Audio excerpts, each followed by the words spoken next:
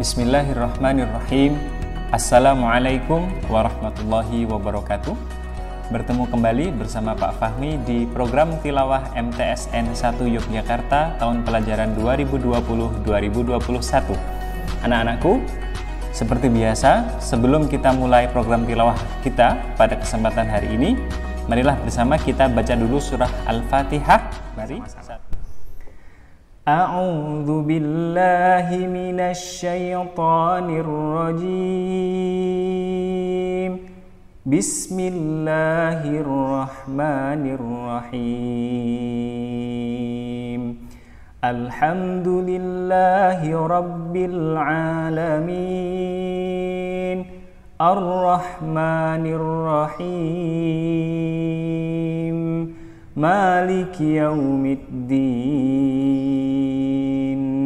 Iyyaka na'budu wa iyyaka nasta'in. Ihdinas siratal mustaqim. Siratal ladzina an'amta 'alaihim ghairil maghdubi 'alaihim waladdallin.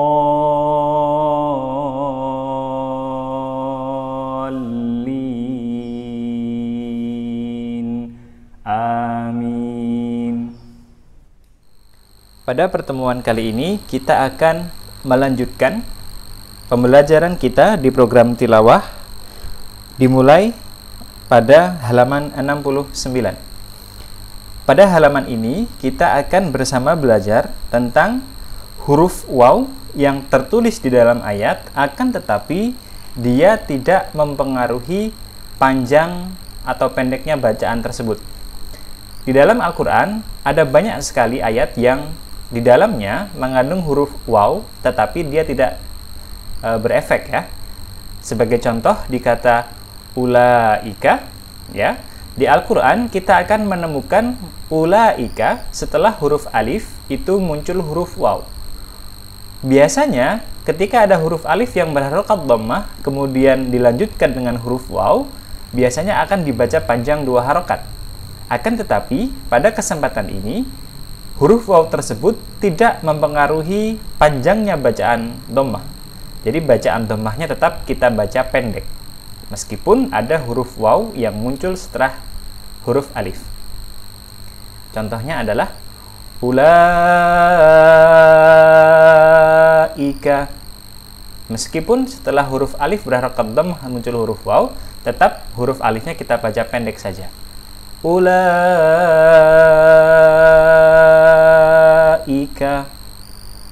Oke. Untuk lebih paham, mari kita lanjutkan. Ulaika humul kafaratul fajarah wa aqimus salata wa atuz zakah walladzina hum lizzakati fa'ilun. Ulaika fi jannatin mukramun wa ma yadhakkaru illa ulul albab. Innama yatadhakkaru ulul albab. Sa'urikum ayati fala tasta'jilun. Oke. Dikata ulaika, kemudian as-salatu wa atuz zakah, kemudian di ayat-ayat berikutnya di situ muncul huruf waw ya, tetapi tidak memberikan efek atau perubahan apapun. Pada halaman berikutnya kita akan mulai mempelajari huruf lam yang dibaca tipis dan huruf lam yang dibaca tebal. Yang pertama pada halaman 70 kita akan belajar tentang huruf lam yang dibaca tipis ya, atau terkadang kita sebut dengan lam tarqiq. lam yang dibaca tipis. Huruf lam yang dibaca tipis terjadi pada satu, pada kata Allah yang berharokat kasroh, dan yang kedua terjadi pada semua huruf lam yang berada di luar kata Allah. Oke, Pak Fahmi ulangi. Lamut tarqiq atau lam tipis terjadi pada dua kondisi. Yang pertama, huruf lam yang berada di kata Allah dan berharokat kasrah, dan yang kedua, huruf lam di semua ayat di luar kata Allah dengan harokat apapun. Cara membacanya sangat mudah, yakni letakkanlah ujung lidah kita, tempelkan ujung lidah kita ke gigi depan bagian atas ya, yang gigi depan bagian atas, bagian dalam yang dekat dengan gusi. Oke, jangan sampai ketika kita mengucapkan huruf lam, lidahnya berada di luar atau berada di antara gigi atas dan gigi bawah ya. Cukup ujungnya letakkan atau tempelkan di pangkal gigi atas bagian dalam. Coba kita latih. Billahi, a'udzu billahi. Oke, billahi itu terdengar ringan, terdengar tipis. Oke, kita lanjutkan pada ayat-ayat berikutnya. Bismillahirrahmanirrahim. Ya bunayya la tusyrik billah fa'aminu billahi wa rasulih wa yakunad dinu kulluhu lillah qul falillahil hujjatul balighah ma lakum la tarjuna lillahi waqara qulillahu syahidum baini wa bainakum. Oke, setiap huruf lam yang ada di ayat-ayat ini dibaca tipis dengan cara menempelkan ujung lidah ke gigi depan atau gigi atas, pangkal gigi atas bagian dalam. Oke, kita lanjutkan. Di halaman berikutnya kita akan mulai belajar tentang lamut tafkhim atau huruf lam yang dibaca tebal. Huruf lam yang dibaca tebal terjadi pada dua kondisi.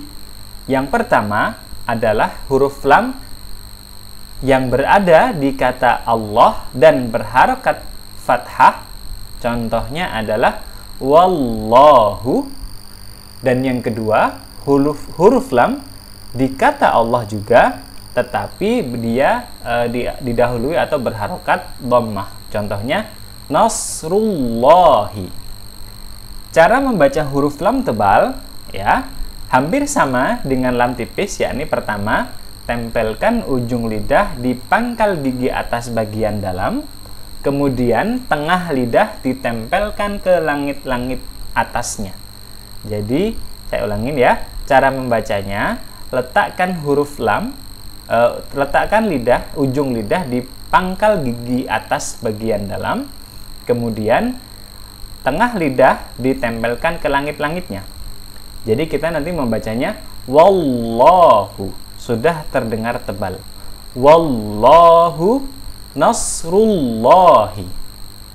Nah, sebelum Pak Fahmi lanjutkan, ada beberapa kesalahan yang terjadi ketika seseorang melafalkan lafaz Allah yang harus terbaca tafkhim.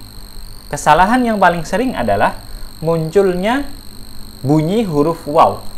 Jadi membaca wallahu dibacanya wallahu. Nah, itu salah ya.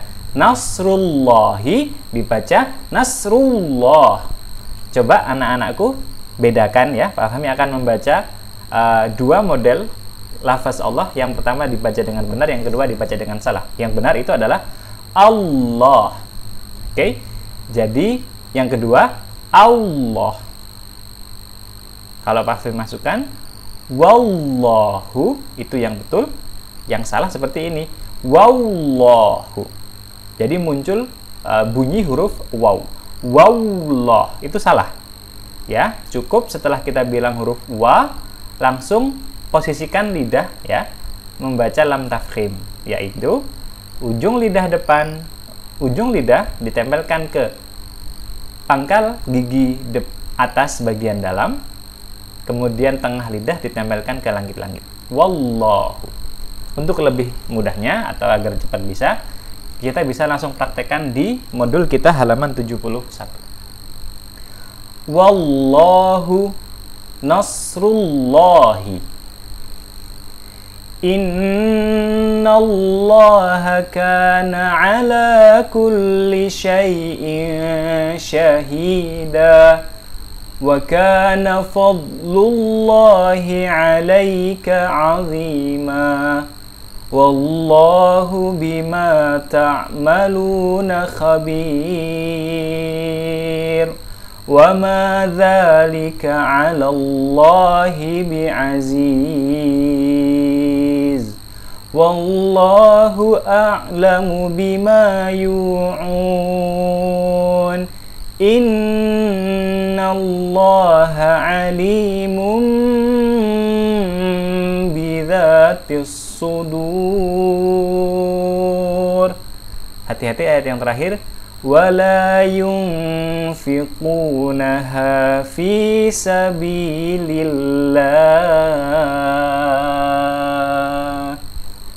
Ayat yang terakhir menggunakan lam tipis karena kata Allah di situ didahului dengan harokat kasrah, fi sabilillah. Oke.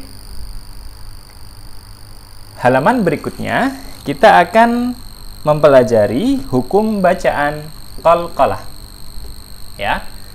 Hukum bacaan qalqalah. Biasanya di dalam ilmu tajwid ya, ada beberapa huruf ketika dia berharokat sukun ada suara yang memantul, ya.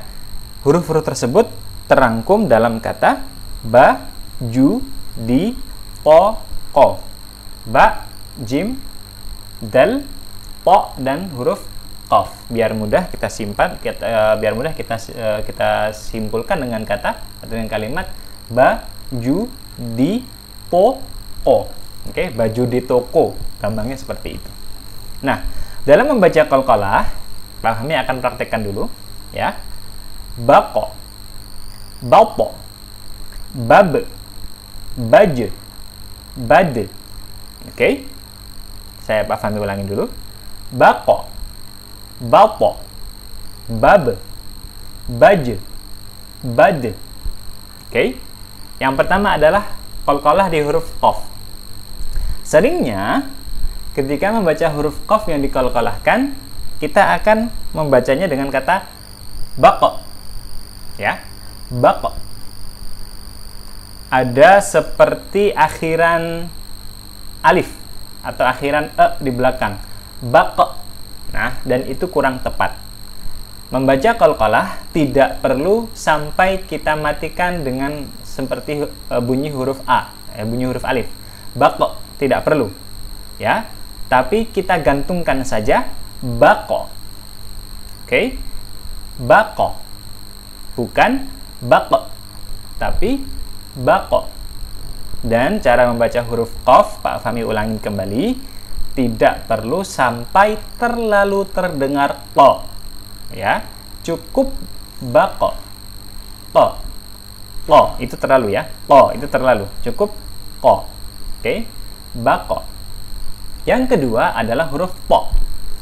Bapo, bukan bapo, ya, ingat, bapo, bukan bapo. Jangan sampai diakhiri dengan bunyi e.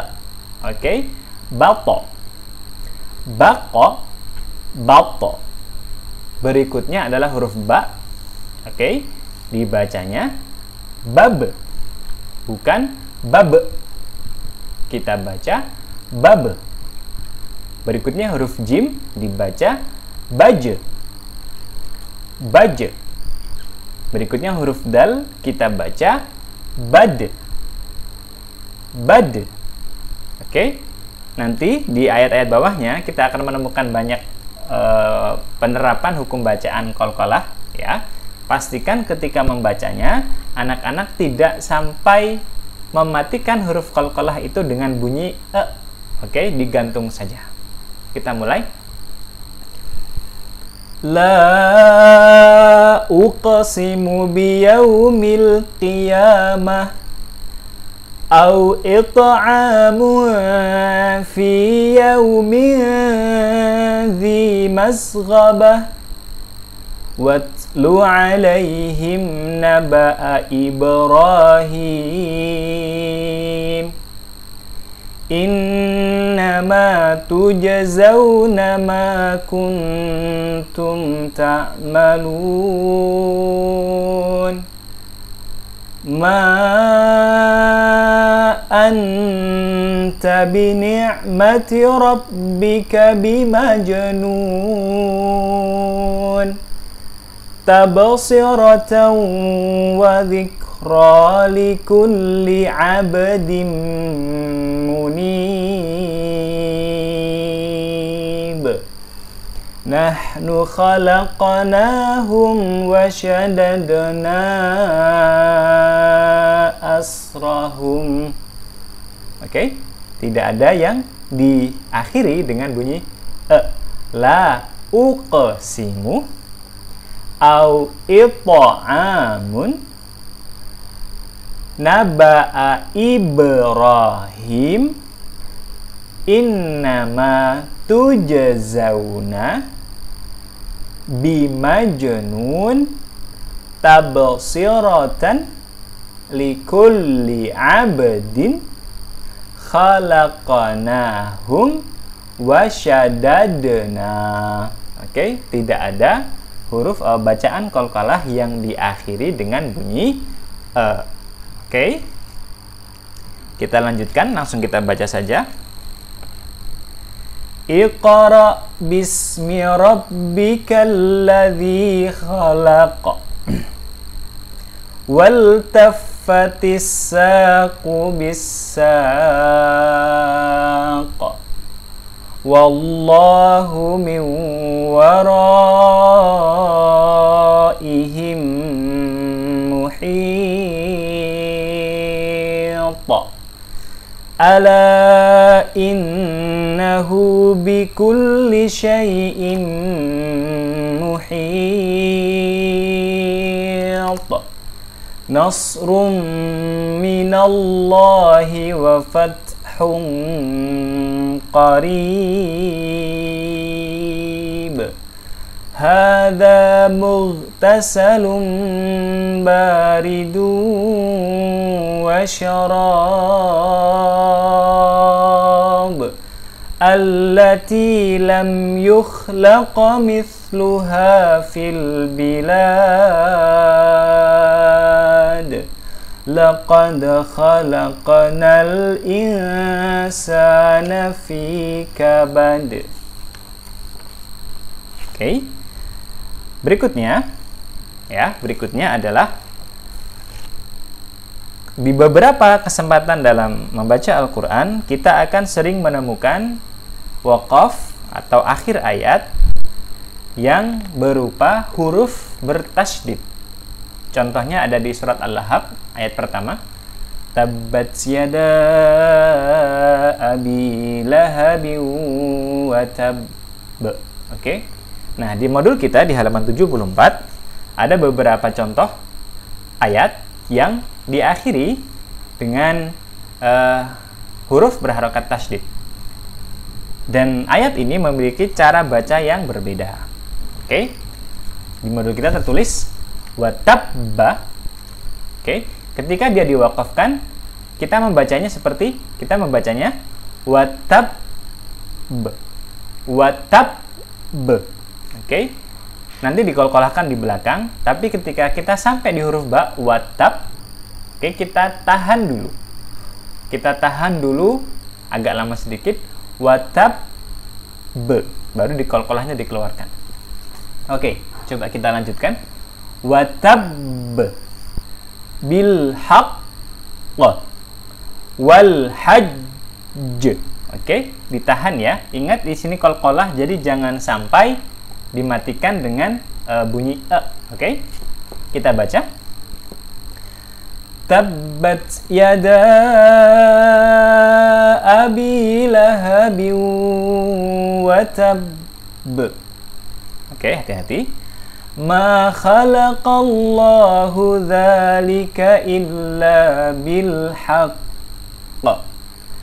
Qul hiya mawaqitu lin-nasi wal hajj. Alam tara kaifa fa'ala rabbuka bi'ad. Laqad khalaqnal insana fi kabad. Inna fi dzalika ladzikra li ulil albab.